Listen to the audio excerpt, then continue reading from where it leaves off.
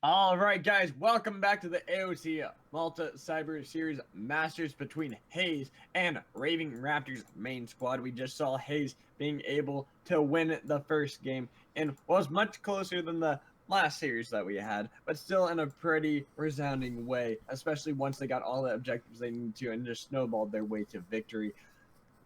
And I really am curious to see how they're going to be able to bring back. And we see a really quick LeBlanc ban, but I want to ask Ender, do you see a way that Raving Raptors can come back in this game 2 and be able to take this game number 2 for them and force a third game? All I know is that there is a secret, or apparently not so secret pick that Mechanics has been working on. It's his Katarina, and it was banned away from him in the last game, but if that one is left on the table, he is very confident in that champion, and I would be really excited to see him play something like that. But last time around, he performed admirably on the Syndra, and they're just taking away all the champions that they struggled against last time around.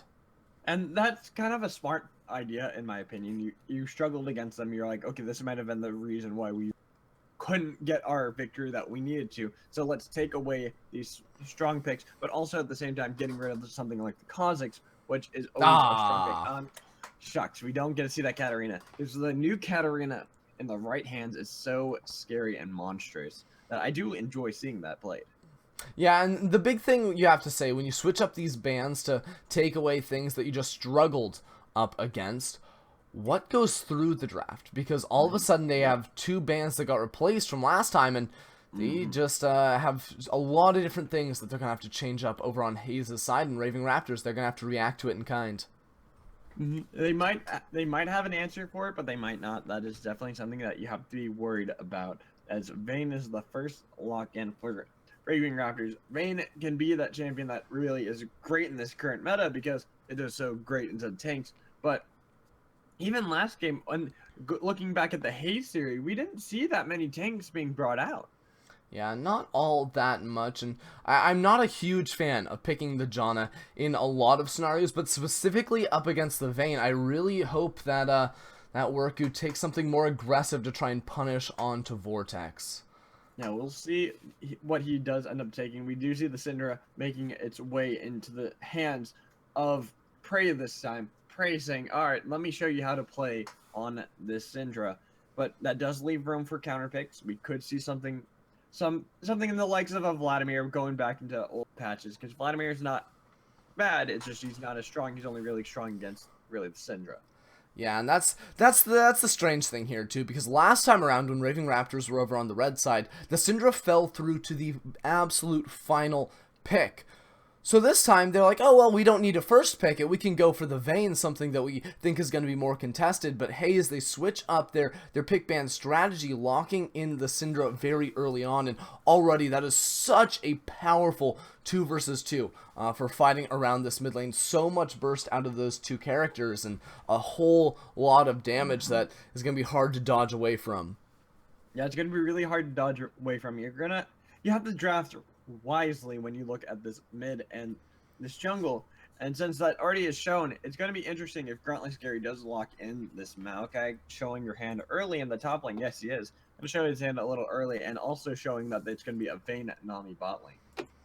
Yeah, just the Nami picked up to give Vayne a little bit better of a shot in that 2 versus 2. Get that added sustain in their range supports always help in trading as well. But the Maokai at the same time feels a little bit awkward once again. He's locking it in, and he didn't perform all that fantastically on it last time. Got punished quite early on by a gank from Etsu, and since then he was kind of out of the game, out of the lane. But the reason why he does keep going back to this is because of the backliners, the carries that Haze keep drafting. He wants the point and click CC so we can lock down Etsu, so we can lock down onto Prey.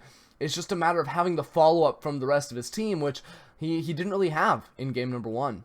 No, he really didn't have the follow-up. We did see the Teemo ban. I was really hoping that we would see that there, but does not actually get picked up, as we do have a Sona and a Twitch lane. That's interesting. Yeah, really, really interesting right there, because both those 2 versus 2s feel very, very similar right there. You have these two later game scaling champions that want to come online later on that struggle in the early game, but then you have Anami Sona. Those guys, their range, they provide some harass, they heal a lot, so very similar ideas coming out from both of those 2 versus 2s. But Haze, I'm a little bit worried about their composition. They have to draft something tanky up in the top lane that can start off these fights, because as it stands right now, their only real option is to drop down a crescendo and try and layer that with the Scout of the Week. And I really do hope that they go back to that Poppy. I think that we saw Living Dream perform very well on that Poppy, and that would be, like you said, it'd bring that tankiness that you kind of need for this team comp. And going against Gruntless Gary on that Maokai, it was a fairly tough lane in the early stages, but a good gang from Etsu really did swing it in his favor, as now we see Orianna. Orianna is actually another lesser known counter pick towards that Syndra. I'd say it's much more for the team fight. It's going to be great on Gruntless Gary as well as onto Vortex, who's now going to have that Vi. Vi being another strong user of the Courage of the Colossus Master. Yeah, Orianna by no means a counterpick to Syndra, but it's just a safe laner in general that isn't going to be getting solo killed all that often. You've got the shields. You're going to be just fine in that 1 versus 1 for the most part around the lane. But what I really do love from the Raving Raptors here is they have multiple ways to send in Mechanic's ball into these fights. You've got the Maokai who can come around from the side. You've got the Vi that can just dive straight on head first into those fights. A lot of tools to deliver the ball and a lot of dive potential that's going to distract Haze, so the backliners of Big Hobbit and Mechanics can dish out the DPS they need to succeed in the later game team fights. Yeah, and Living Dream did lock it in that Poppy Hill.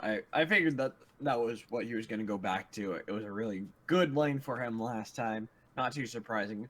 But it's interesting to see now.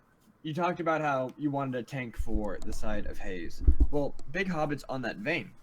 And Vayne does great against tanks. They only have really one tanky person. They have a lot of really good burst potential, though. They have the Sona. They have the Syndra. They have the Twitch. They have the Graves. They're going to be great burst potential on to the likes of Big Hobbit on Vayne. That's going to be very scary if you're Vayne. Yeah, it's going to be fun, too, to see these AD carries duke it out in the side lane. Maybe once we get a little bit later on, see Samut and Worku rotate their way, make their way to other areas on the map. I want to see who comes out ahead in the Vayne Twitch 1 versus 1. There's a lot of different ways that can go. You know, if Asmalex can get the jump onto Big Hobbit, maybe it goes in his favor. But definitely a bunch of ways that those guys can outplay each other. And across the board, a lot of tools for both of these teams to come out forward with a win. You have this huge, ball delivery combo system that Raving Raptors is going to go for. Whereas on the other side, Haze, they just have a ton of burst potential. They want to lock you up and dish it out all in the blink of an eye, pretty much. So it's going to be really interesting. I wouldn't be surprised if we saw Worku, who was playing more of the defensive, having to on the Janna before, being more of the catch and throw back kind of support. But now he's going to be much more of that flash engager with the flash crescendos. Wouldn't be too surprised if we saw a lot of that kind of action coming in, being followed up by Living Dream, Etsu, Asmalex, and Prey. But it's a very different team comp than we saw Haze bring out last time. The catch and throw back. Now we're seeing that they have to burst them out.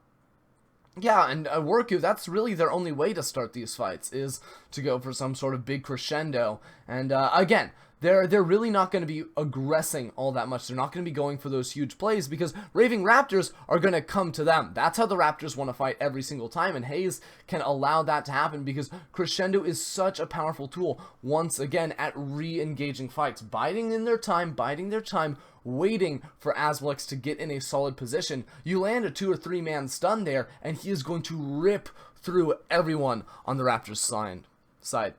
Yeah, he really is, but they have to get those engages because we do see that if they don't get those great engages, we see Raving Raptors, they dropped it pretty much the opposite of what they did. They did they wanted to burst you out. This time it's more of a catch and throw back kind of team comp. They have the Nami, they have the tidal wave going in their favor, they have the shockwave on Mechanics, they have Gruntless Gary on with the Vengeful Maelstrom, and even Vortex is going to be able to engage very well with his ultimate going in with Assault Battery, trying to start these off after being engaged upon, really locking down key targets like Asmalex or Etsu or Prey. Yeah, I'm gonna be watching all of these guys. There's so many carries. Vortex once again on one of those high damage champions out of the jungle. Last time he played Hecarim, didn't work out all that well, but a very similar pick here in the Vi. Going to be diving into the fights, and I expect to see Courage the Colossus coming out. That's one of the big things we said. A lot of people thought Vi was going to become very dominant out of the jungle, and she hasn't been completely overpowered, but she's been a solid all-around pick, being able to proc the Courage very, very easily, and the 1 versus 1s all across the board going to be very, very close between these two teams. Yeah, it's going to be really close. It's going to be really exciting. But as we load into this game, get to the loading screen, just want to make a quick shout out to our sponsors. We have Go, AOC Gaming, Miney, Esports, esportsgaming.bet, GT Omega Racing, Malta Tourism Authority, and the Gamers Lounge. Thank you, everybody, thank the sponsor for sponsoring this tournament, making it so that we can bring this to you guys, as well as the admins behind the scene, such as Kurt Prime, who are doing a great job and really helping us bring this game to you guys. Thank you so much for everything you do. Are you planning on visiting Malta anytime soon, Magic? Oh, well, I'm not planning on it soon, but if I were, I would use the Malta Tourism Authority. Wow, dude, that's great. And even if you went there, you could probably find some great internet there too. Do you have any suggestions for me? Yeah, I've heard that Go is the best internet provider in Malta. And, Ender, I have a question. Do you know of any really fun things to do while I'm there in Malta? Some cool things that I could probably do. I don't have any idea. What could I possibly do? Well, there is a possibility that you could do some go-kart racing. Wow! Omega Racing, or there is the possibility that you could visit the Gamers Lounge and have some fun at a nice internet cafe and play some video games. See, that's all I want to do. I just want to go and play video games. I'm just here for the game. I'm here for the 5 versus 5 action right here to start off the match. Here we go, Raptors. Yeah, here we go, Raptors. And look at this. In true Raptor style, looking to get that invade, but already getting spotted out by Haze, knowing the tactics that Raven Raptors does like to bring down. And so as we are loading onto the Rift, Ender, please do me the honors of introducing the first team. It's going to be the Raving Raptors on the blue side with Gruntless Gary, the one and only, in the top lane. We're getting hypey right now. Vortex in the jungle with Mechanics at middle lane. On AD carry, it's going to be a big Hobbit, not a tiny one, a big Hobbit. Can confirm that was Samet on support. No, it's hashtag salmon. You gotta get salmon. That salmon. Salmon. He's playing Nami, so I mean it kind of works. Hey, it's even more. He's tying. It's koi fish too, so it's like it is actually salmon right there. No lie. He knew. Hopefully he won't be sushi this game. Hopefully.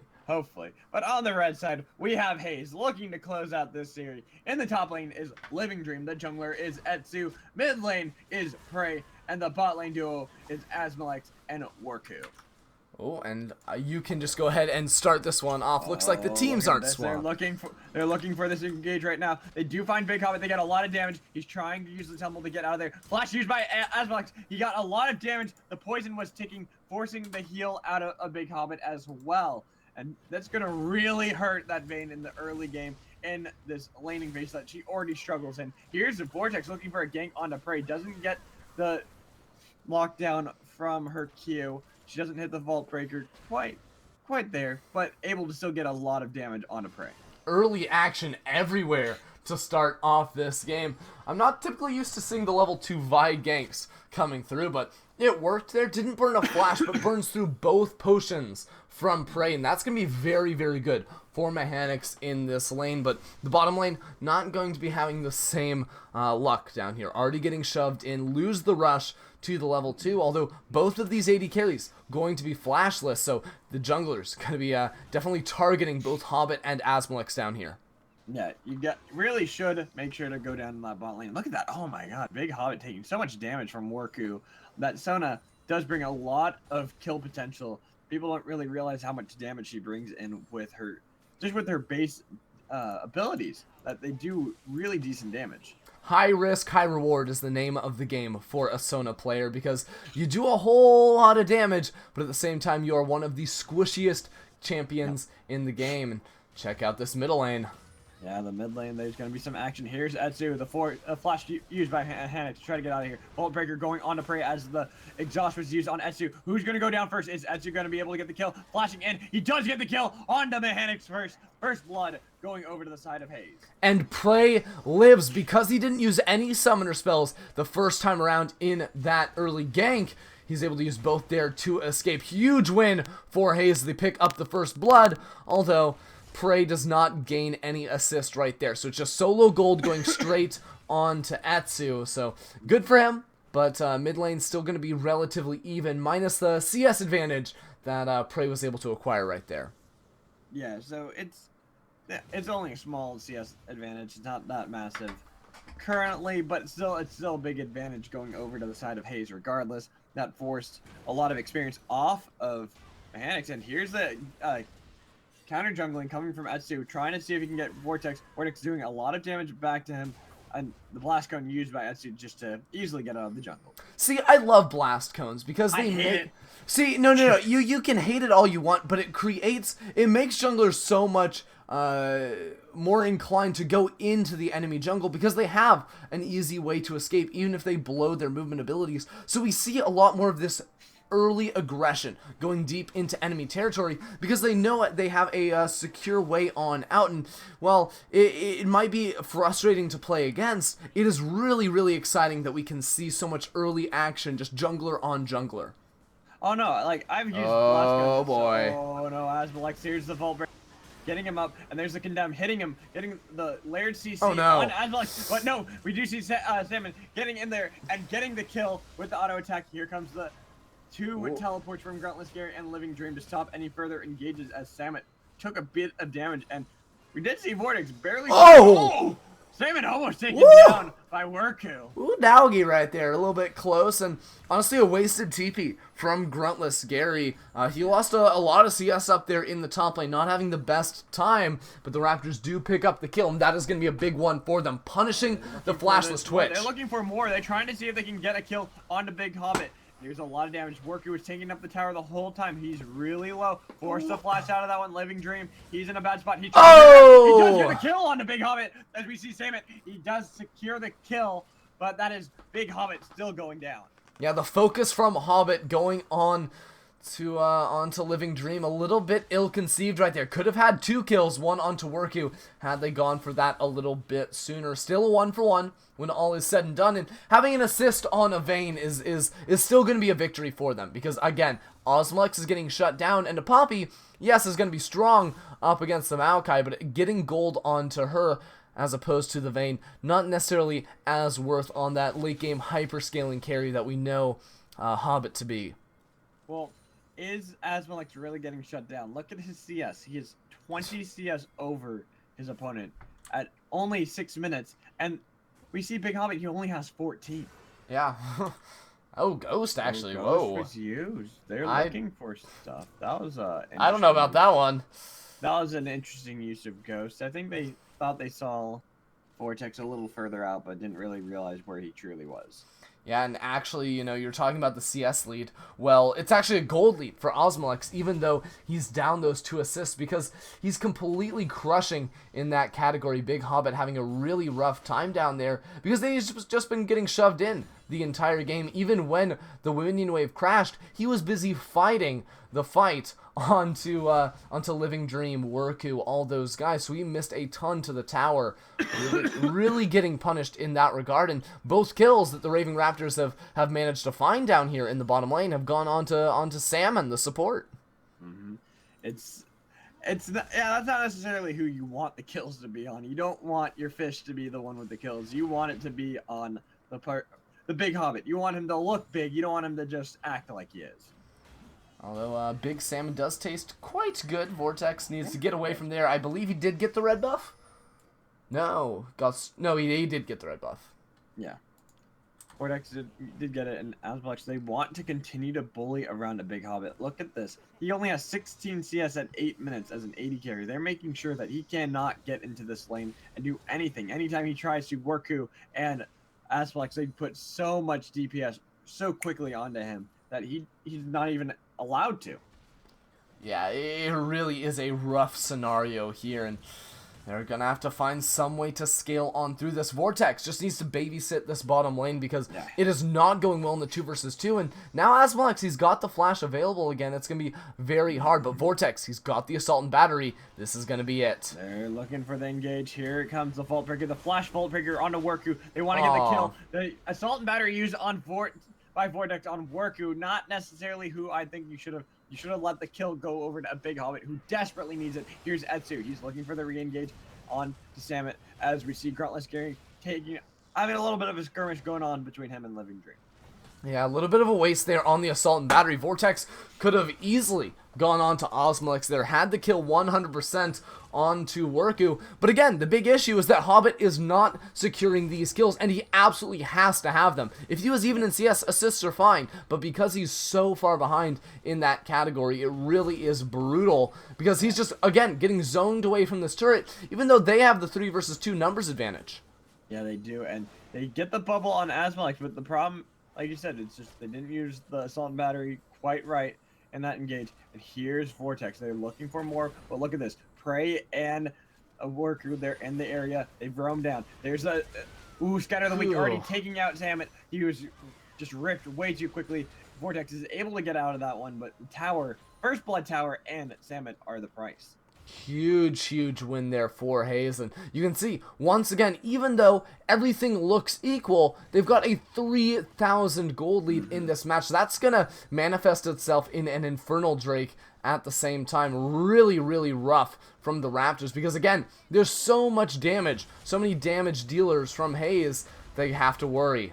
No, you really do have to worry, as we see more skirmishing between Living Dream and Gruntless, and that's an Infernal Drake going over to the side of Haze. Oof, really rough. And we're seeing just pretty much a repeat of last game, where Raving Raptors, they have such a hard time with securing these objectives. They get the kills, sure, but they don't have any follow-up. They're not able to get any of the important things like towers or dragons that they need to in order to really secure the late game. And check out the pathing from Osmalix and Worku. Osmalix can come in from downtown with the stealth. They are going to be very impactful. And the top laner of the Raptors, Gary, he's not necessarily going to have the support he needs because Samet is wasting a lot of time down in this bottom lane. It's time to leave, give up bottom lane, and support the rest of your team, because Big Hobbit just wants to free farm down here. He's going to get that. He does not need your assistance, and they're going to be added numbers disadvantage up there in the top lane unless Vortex sticks around. It's going to be really interesting to see how this ends up going. And Vortex, he wants to get the blue buff. I think he wants to give that over to Mechanics. That'd be something very wise to do. But it really makes it so Gruntless Gary's by himself in this top lane and letting Asmalex and Worku do what they need to bully him around in this top lane. Yeah, they've got the members here now, but some really nice wards placed from Worku, going to spot out any attempt to get in here. Yep. Vortex, he's charging it. Yeah, and there it is. Vortex wants to get the Assault and Battery. He does get it onto Asmalex. Worku was able to get the Crescendo onto Gruntless Gary, but it's a little too late. Asmalex does fall. Etsu's in the area. Here comes the teleport from Living Dream. Mechanics is in the area. They get the kill onto Worku, who's very squishy. There was the really interesting use of the Keeper's Verdict. They get the kill on the Vortex as the Shockwave did hit onto Living Dream and Etsu. Living Dream's trying to fight his way. We noticed that Prey's out in the area the whole time as Etsu was taken down by Mechanics, using his Mechanics to get that kill on that one. Living Dream trying to tank as much as he can. Does get a return kill onto Mechanics as well. And the whole time, we didn't even see Prey in the area. He did not show up to this fight. Sure, it was a one fight by Raving Raptors. They get 3 for 2, but look at the pressure that happened in the mid lane. Prey has been whittling away at this mid tower the whole time. Yeah, it was a 4 versus 4 when all was said and done, but yeah, that's what we have to say. Haze, they should have been able to win that one because Prey can rotate so much faster. Hobbit will never be able to join in on that fight, and a little bit of a mistake from Haze playing the map to their advantage, and no respect coming out from Osmalex whatsoever at the same time, because you're an immobile AD carry. You are Twitch, you have no flash, and you can't be sticking around that close when you know there's so much point-and-click engage potential from the side of the Raving Raptors. Yeah, and even though you talk about Prey could have roamed up there, they could have won that fight, they get the mid-tower. That's a huge objective going in their favor and keeping this gold lead pretty secured for them. Yeah, absolutely going to be in the lead right there. And that's been the story all game, right? All series long, is that last time around, the kills were very even in the early game between Haze and the Raptors, but Haze always had the turret advantage, always were miles ahead in gold, and once again, they're going to look to turn their focuses towards this top lane because that's the last outer turret standing in their way. Just going to take a little bit of time before that one happens again. Yeah, and I wouldn't be surprised if we saw this outer going down relatively soon, probably within the next minute or two, as we see roaming coming back up into the top lane. Etsu is there with Worku, Living Dream about to make his way there. Asmalex might push out this mid lane wave and then work his way to the top lane as well. Yeah, really good from him. He goes bottom, pushes it out, makes sure that Hobbit's going to be wasting a lot of time, and yeah, here's now where Etsu wants to get in there for the assault and battery. Lock up the tidal wave coming in. There's assault and battery being used onto Worku. The crescendo was used. He got a bit of lockdown. Samet was hit by the heroic charge. He's gonna go down as that Keeper's Verdict did the work that it needed to. It hit away. Vortex and Gruntless Gary really won the fight for them. As well, actually wanted to fight Mechanics, but look how much damage Mechanics did to him. Yeah, once again, though, Haze, they don't need to go aggressive. Their re-engage potential is so massive. The Keeper's Verdict to knock away the two tanks meant that Samet turned to Salmon right there. He was completely caught out alone, and that's going to be the final outer turret for Haze, and they're not done just yet. You know, all this talk of Salmon really makes me want to have some Salmon right now.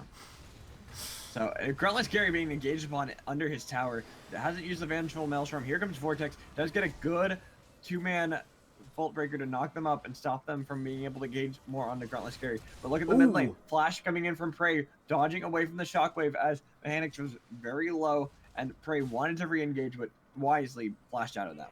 Yeah, and while all that is going on, Osmolex has just been going from lane to lane to lane, so even though Hobbit has been the one free-farming bottom lane for the last 5 minutes or so, there's still a huge CS lead for Osmolex because he is farming every single lane. He's soaking up so much gold and experience for himself, and at the same time, Prey is doing an excellent job of that as well. Every single area of the map, Haze are utilizing those resources to the fullest, and Raving Raptors, they're just being pulled to too many areas of the map at once and losing out big all across the board. Yeah, it's going to be really hard. They need to start making a play for objectives. Maybe look for that Rift Herald if they can win a fight. Try to get an objective, or maybe even get a Dragon. Dragon's going to be beneficial for them. Sure, I think the next one's only a Cloud Drake. Yep, it's only Cloud Drake. But it's still an objective nonetheless. Well, the way they've been playing the games this entire series, Cloud Drake's fantastic for them because they want to continue to go from lane to lane, and it makes Osmolex so much stronger, can allow him to cover more distance during that ambush. And once again, with Hobbit in the top lane, this could get ugly. And Samet, he was a little... We're looking for the engage on the Samet, but he wisely backed off, and this is going to be a Cloud Drake going over to the side of Haze, unless we see a miracle still, but Vortex isn't even in the area, doesn't even look for the steal. Gotta give that over to the side of Haze, and the next one's another Infernal.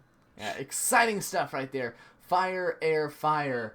I guess if you add, like, oxygen to fire, it just makes more fire, so it makes sense. The logic behind the RNG here from the Drakes definitely lining up, and we're finally seeing Raving Raptors grouped up as 5 pretty much. They still don't have Samet, he's in the base, but very soon they will be able to contest a 5 versus 5, but even then, feels like the team fights might not be going in their favor at this stage in the game. I got to question your logic. You said oxygen. Hello? Did I lose you? You cut out. Oh, sorry, did I? Yes. Might have lost me, but I was saying, you're talking about oxygen, but it's cloud, not oxygen. So technically, in theory, when the cloud put the fire out... Oh, because it's water... You know what? Let's just ignore that. Okay, that's a good point. That's a good point you brought up. But you know, a lot of people call it the Wind Drake. I think that's what the clouds symbolize. You know what I mean? Is that because it makes you faster, so it really is kind of like wind. It speeds you up, I guess. So that's where I was going. It's open to interpretation. We'll leave it at that. Let's just say riddle, please, and then put a 10 end right there. See, I like not to meme when I cast. I like to be as professional as humanly possible. See, you can be both professional and a memer. No. You can. There's no such thing as... There might be professional memers, but you cannot be both a professional and a memer at the same time. No, you just said that you can be. There are Nope, professional no. memers That's saying the that. difference because memers aren't professional, but you can be. Just leave it at that. Well, to each their own, I suppose. Because I think that you can be professional while memeing, as we see this Rift Herald is being started by the side of Haze. Yeah, once again, no real reason not to, and it's not like the Raptors can even contest with Hobbit showing in the bottom lane, but, you know, I wanted to see that 1v1, and we might be seeing that quite soon. Ooh, Osmolex is going in! And he's going in, he's looking for a Big Hobbit, but Big Hobbit does not get the condemn into the wall, so Osmolex was trying to by Prey on that one, using the Unleashed power to its full benefit. I mean, it was assisted a little bit by the collateral damage from Etsu, but my god, that was a ton. Yep. Woo. That's the burst potential that they bring to the table right now. They have that collateral. Asmolex, he wants it. He really wants Big Hobbit. He is looking for this. He uses the spray and pray. Look at the damage coming in. The heal being used by Big Hobbit. When he flashes in, gets the kill. Asmolex shows that the rat is who wins. Oh, look at that TP! The Assault and Battery coming in. There's the TP from Gruntless Gary to keep him alive. There's the Keeper's Verdict hitting away Mechanics as now here's the whole team. They're looking for this bot tower, this inhibitor bot tower. Here comes Mechanics. He tries to get the shockwave, but he dies for it, only hitting Borku. He wanted to get Asmolex, but Asmolex was just a little too out of range. That's Living Dream. He's looking for more, trying to zone away the team.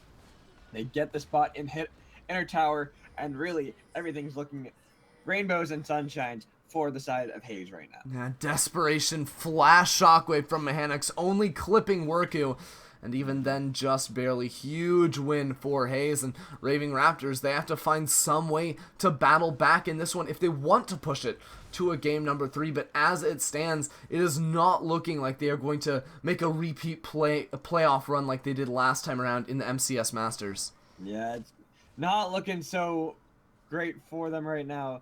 They aren't looking like they're going to be raving after this game.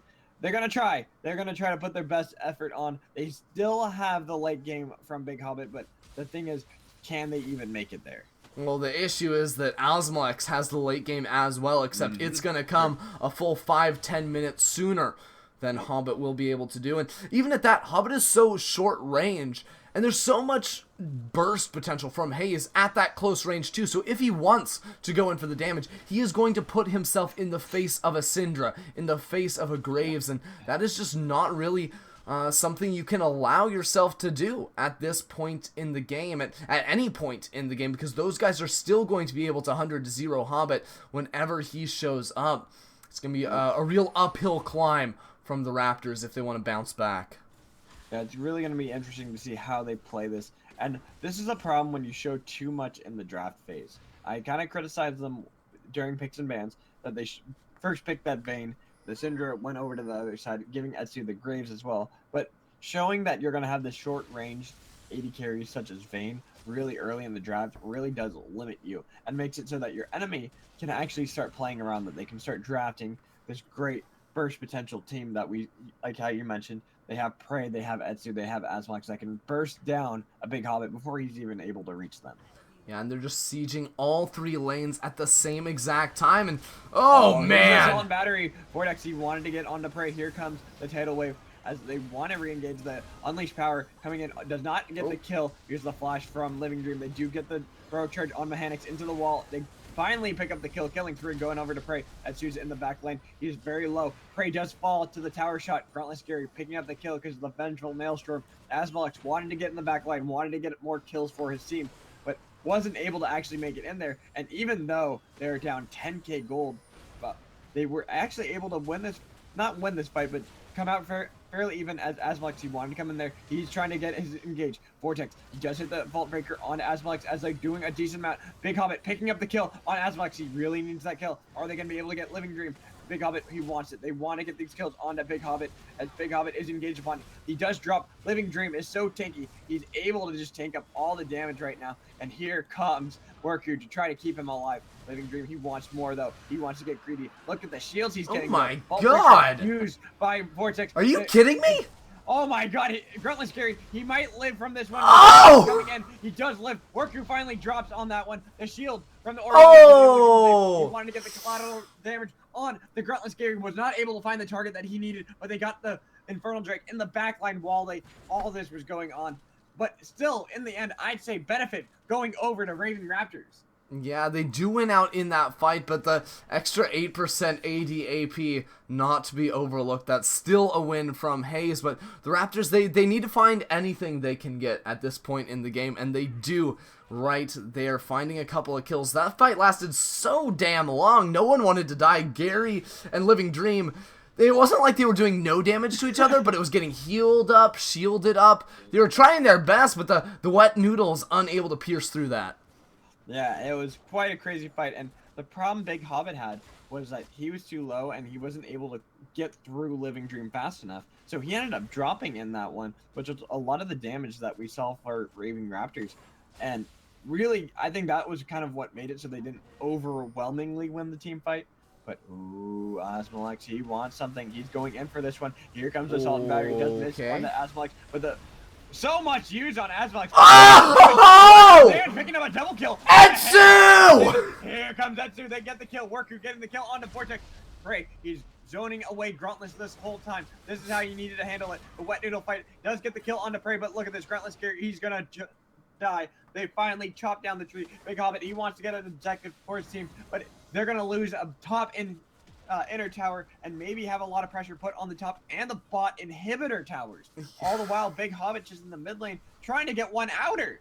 Yeah, losing so much, and does he even get it? No, he backs away, and they're gonna lose that tower. You said it right there. It is going down 100%. Bottom lane, at the same time, they're getting pressured on way too many fronts. They cannot withstand the onslaught that is Haze right now.